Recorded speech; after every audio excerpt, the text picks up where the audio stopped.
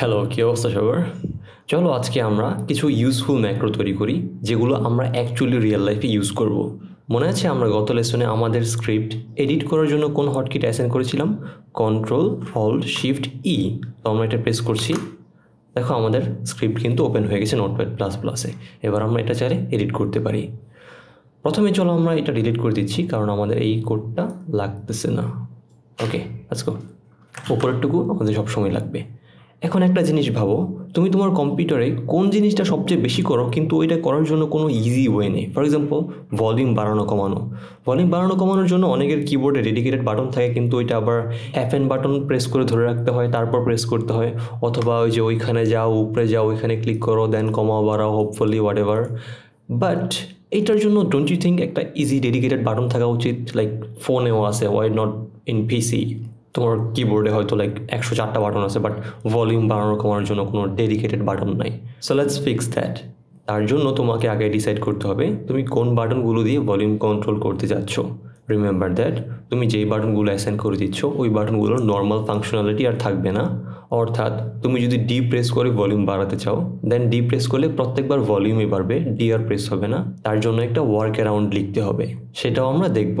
So বুঝতেই পারছো, এমন কিছু বাটন চুজ করতে হবে যেগুলো খুব এসেনশিয়ালও না এবং খুব বেশি ইউজও হয় না। যেমন পজ।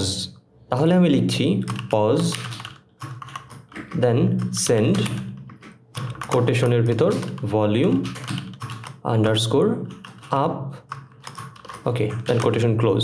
দেখো ভলিউম আপ কিন্তু কোনো ডেডিকেটেড হটকি বা কোনো বাটন না, এটা অটো হটকির একটা কমান্ড যেটা উইন্ডোজকে ট্রিগার করে যে ভাই তুমি এবার ভলিউমটা বাড়ায় দাও। That's it. ওকে, আমরা এটা সেভ করি, স্ক্রিপ্ট রিলোড করি।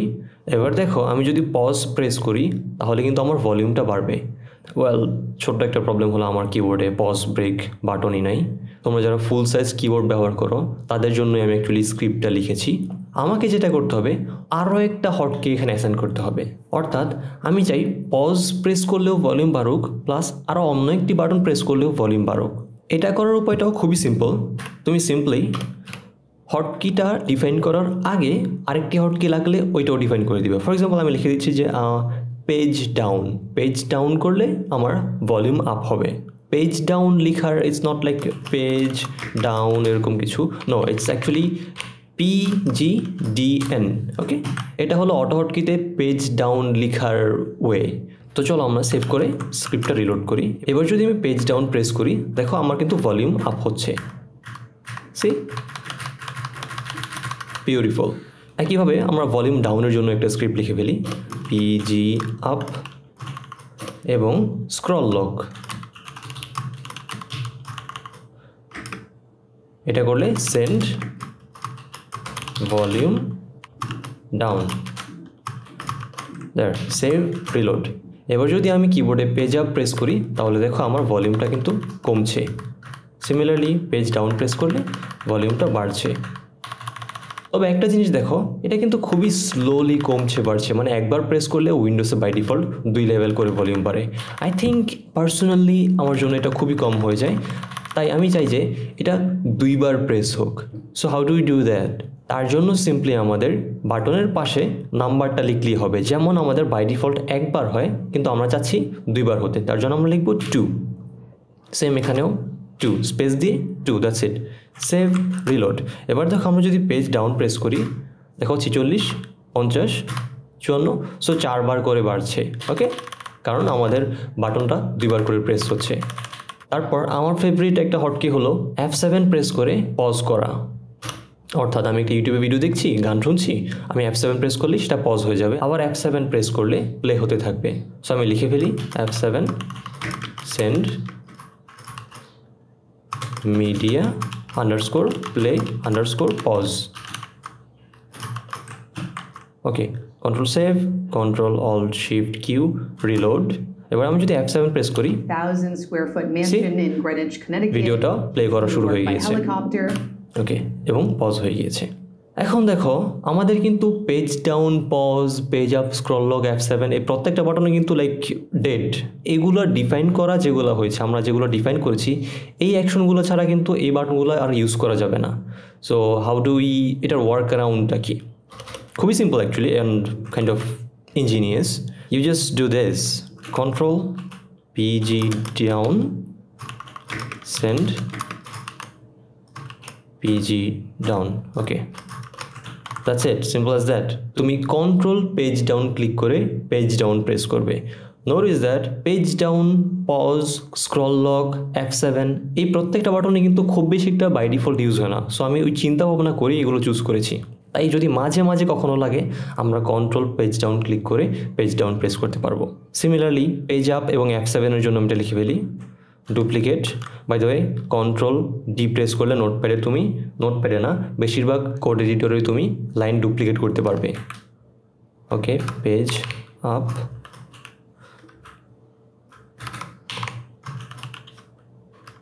এবং F7,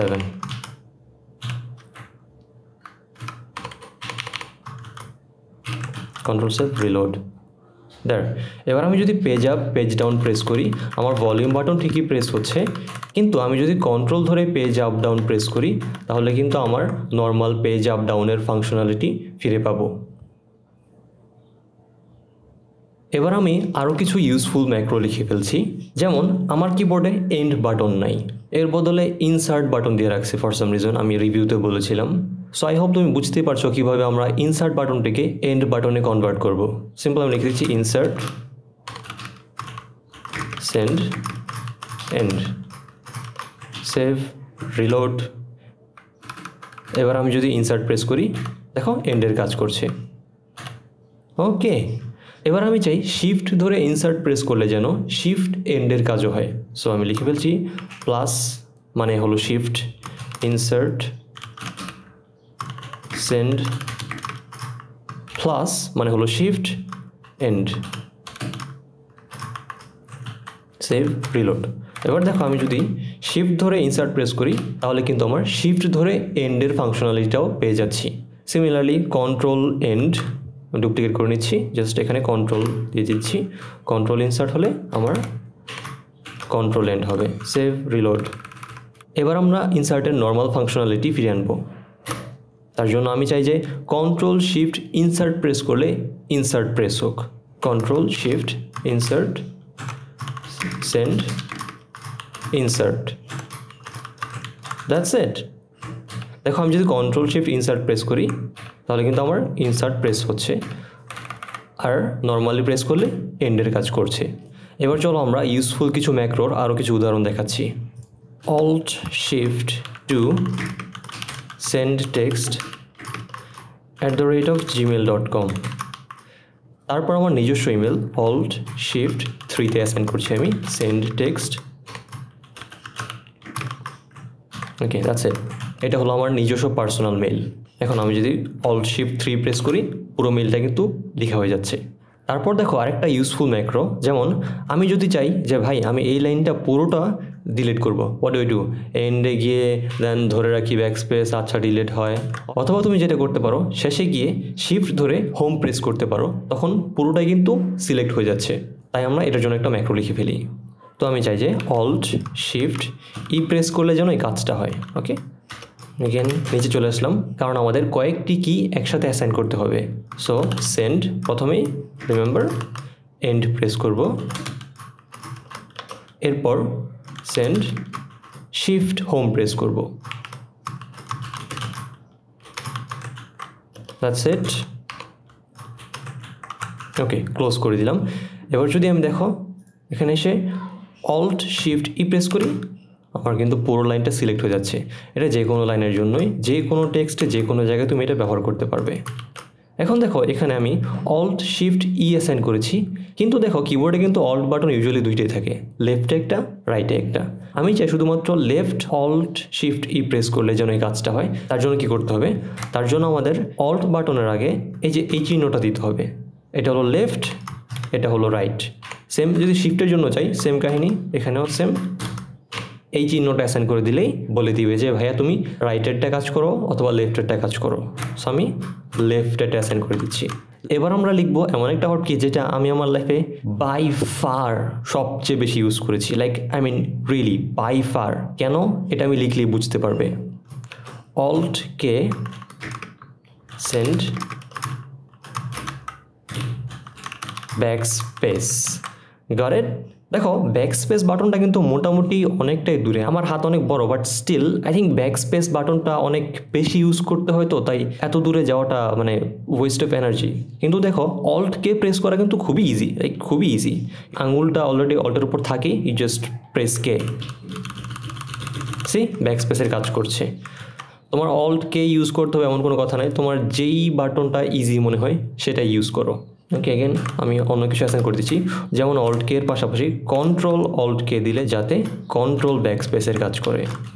দেখো কন্ট্রোল অল্ট ব্যাক স্পেস করলে পুরো কন্ট্রোল ব্যাক স্পেসের কাজটা হচ্ছে, অর্থাৎ একটা ওয়ার্ড ডিলিট হয়ে যাচ্ছে। ডিলিটের জন্য একটা অ্যাসাইন করি, ওকে ডিলিট। ডিলিটের জন্য আমি চাই অল্ট শিফট কে প্রেস হোক, ওকে কন্ট্রোল রিমুভ করে দিচ্ছি, ওকে দ্যাটস ইট। এবার আমি যদি অল্ট শিফট কে প্রেস করি, দেখো উল্টো দিকে ব্যাকস্পেস হচ্ছে। বাই দ্য ওয়ে ডিলিট কি দিয়ে উল্টো দিকে ব্যাকস্পেস করা যায়, এটা উইন্ডোজের default feature. Next useful feature, alt F4 press করা। অল্ট F4 প্রেস করাটা একটা পেন ইন দি অ্যাস, আমার প্রচুর প্রেস করতে হয়, নট গেমে ফোর্সফুলি কুইট করার জন্য, না থ্যাংক ইউ, আমি মাল্টিপ্লেয়ার খেলি না, জাস্ট প্রোগ্রাম ক্লোজ করার জন্য।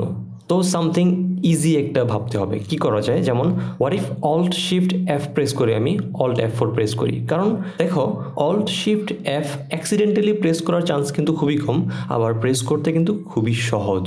সো আমি লিখে ফেলছি অল্ট শিফট F,